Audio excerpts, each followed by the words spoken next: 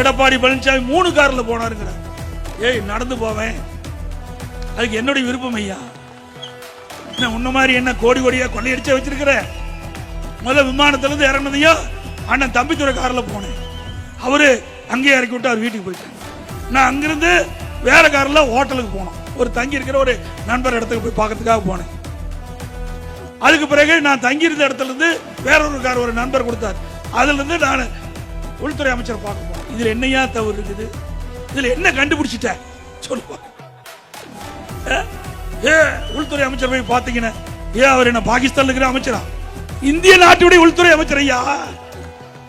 அவர் தான் நான் பார்க்க போனேன்.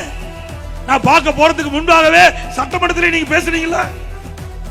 எதிர்கட்சி தலைவர் எடப்பாடி பழனிசாமி அவர்கள் உள்துறை அமைச்சரை சந்திக்கின்ற பொழுது இதெல்லாம் பேச வேண்டும் என்று நீங்க சொன்னீங்களா?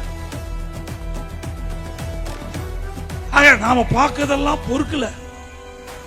ஏன்னா எப்ப பார்த்தாலும் ஸ்டாலின் பேசுறாரு நாடாளுமன்றத்தில் 39க்கு 39 வெற்றி பெற்று விட்டோம் என்று. ஏன்னா அத்தனை பேர் பெஞ்ச தேய்ச்சிட்டு இருக்காங்களா நாடாளுமன்றத்தில்?